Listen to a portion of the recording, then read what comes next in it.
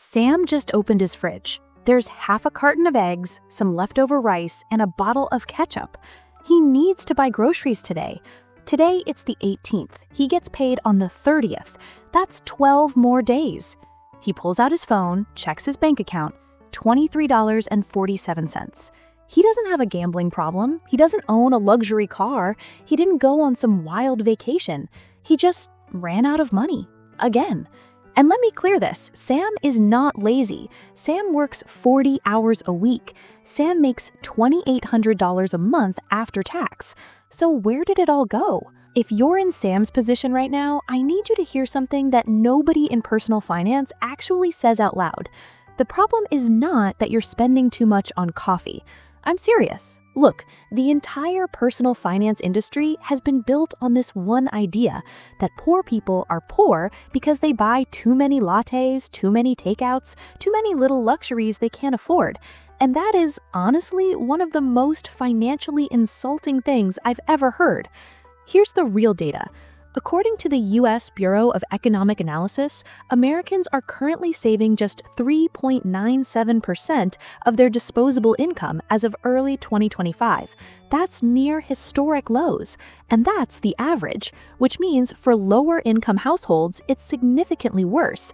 Not because they're buying Starbucks, because the math simply doesn't add up when rent alone eats 40 to 50% of your salary after taxes. But some people on low incomes do save money successfully, and when you study what they do differently, you will say, it's simple, even I can do this. Let me show you exactly what I mean. Let's go back to Sam, $2,800 a month.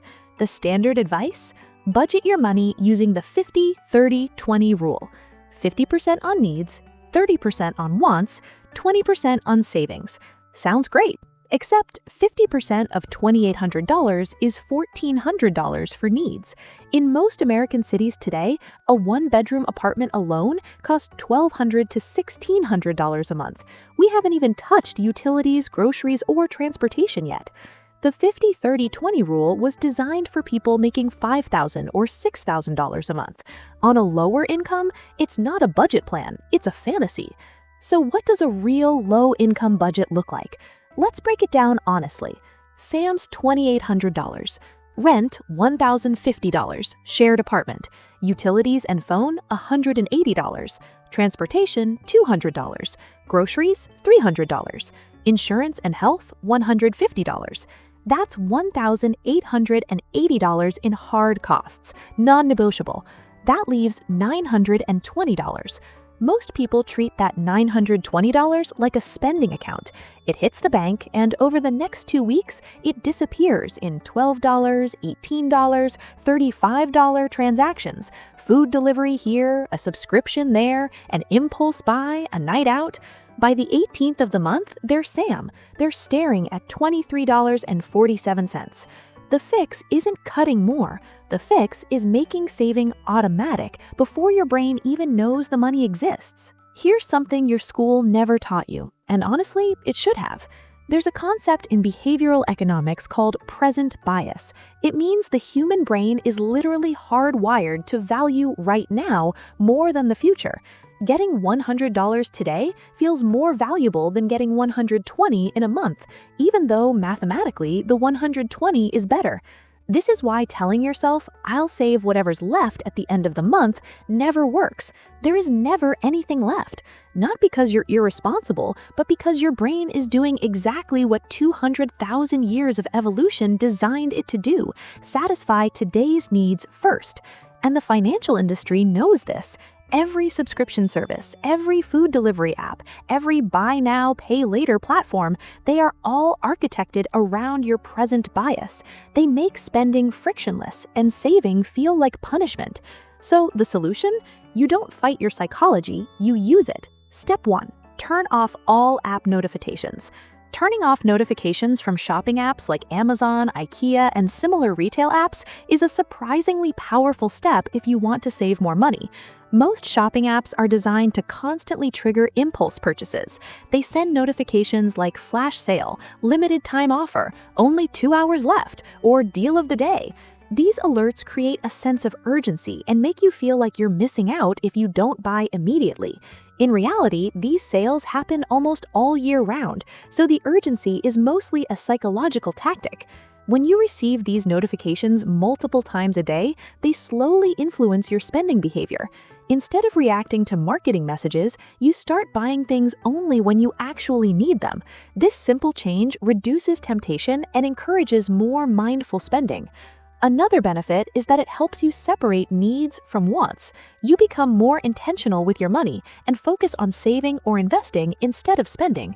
In the long run, this habit supports better financial discipline. Less impulsive shopping means more money left over for emergency savings, investments, or long-term financial goals. Step 2. Pay yourself first, non-negotiably. The moment your paycheck hits, and I mean the same day, not sometime this week, you transfer a fixed amount to a separate savings account, not your checking account, a separate one, ideally at a different bank with no debit card attached. Even if it's $50, even if it's $30. Now, you might be thinking, Natal, $30 a month, that's nothing. That won't change my life. And I hear you, but let's do the math together. $30 a month is $360 a year. With a high-yield savings account at 4.5% APY, that's $376 at the end of year 1. Not life-changing, I agree. But here's what is life-changing. The habit, the proof that you can do it, the psychological identity shift from I'm someone who can't save to I'm someone who save every single month without fail, because that identity is worth more than the $376. Once you believe you're a saver, you start finding ways to save more. You optimize, you level up. The money follows the belief. Step 3. Audit your subscriptions brutally.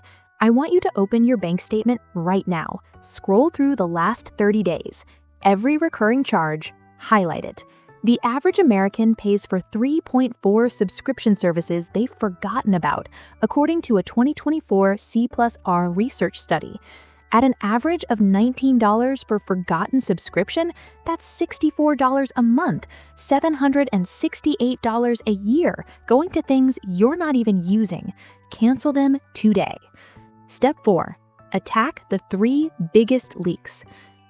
Here's what most budgeting advice misses. On a low income, your savings potential isn't spread evenly across your spending. It's concentrated in 3 areas. Food. This is almost always the biggest variable expense. The difference between cooking at home and ordering delivery isn't $5. It's closer to $400 to $600 a month for a single person. You don't have to cook every meal. Start by cooking dinner 4 nights a week. That alone could save you $200 a month. Phone plan. Are you paying $80 or $90 a month for a carrier plan? Companies like Mint Mobile or Visible offer the same coverage for $25 to $35 a month. That's a $600 a year savings for literally switching your SIM card. Transportation. If you own a car, this is your second biggest expense after rent. Could you carpool 1 or 2 days a week? Take public transit occasionally? Even reducing your driving by 20% could save $80 to $150 a month in gas alone. Total potential monthly savings from these 3 moves, $330 to $950 a month. On a $2,800 income, that is enormous. Step 5. Use a shopping list every time you buy something. Using a shopping list every time you buy something is a simple but powerful way to control your spending. When you go to a store or shop online without a list, you are more likely to buy things based on emotions, discounts, or attractive displays. Stores are designed to trigger impulse purchases, and without a clear plan, you can easily add unnecessary items to your cart. A shopping list acts like a financial boundary. It forces you to decide what you actually need before you start shopping. When you stick to that list, you avoid distractions like limited time offers, buy one, get one, or products that look appealing but weren't part of your original plan. Over time, this habit can save a significant amount of money because most unnecessary spending happens through impulse decisions. Okay. Now I want to talk about something that almost nobody discusses when they talk about saving on a low income. Increasing income and saving aren't separate goals. They're the same goal. Look, I know just earn more money sounds dismissive, but I'm not saying that. I'm saying this. Every dollar you save today has a compounding multiplier attached to it, because when you save $1,000, that's not just $1,000 sitting in a bank. That's $1,000 in emergency fund equals you never need a payday loan at 400% APR again. $1,000 in a high-yield savings account equals passive income you didn't have before. $1,000 invested in an index fund equals historically that doubles roughly every 7 to 10 years. To save this first $1,000, you need to earn a little more. Now, let's go back to Sam. What if the day his paycheck hit on the 1st, he automatically transferred $75 to a separate savings account? He doesn't see it, it's gone before he can spend it. What if he canceled the 2 streaming services he never watches? $28 back in his pocket. What if he meal prepped on Sundays instead of ordering food 4 times a week, saving roughly $180 a month? What if he switched his phone plan, $55 saved per month? That's $338 extra a month on the same income with no raise, no second job, just a few targeted system changes. By month 12, Sam has $4,056 in savings. He's no longer Sam on the 18th staring at $23. He's Sam who has an emergency fund. Sam who can handle a car repair without going into debt. Sam who is, for the first time, building something. That's the real goal. Not a lavish life, just a stable one first. Look, I'll be honest with you. Saving money on a low income is hard. It requires you to make better decisions when you're tired, stressed, and when your brain is screaming at you to just order the pizza and deal with the budget tomorrow. I'm not going to pretend it's easy, but I will tell you this. The system I just gave you works. It works because it doesn't rely on you being perfect. It works because it removes the decision from your hands. Start before you feel broke. The median emergency savings for Americans right now is just $600, according to a 2025 Empower survey. That means most people are one unexpected expense away from financial chaos. You don't have to be most people. You can start with $30 this month, then $50, then $100. The number doesn't matter as much as the decision to start. So here's your action item before you close this video. Switch off all retail app notifications.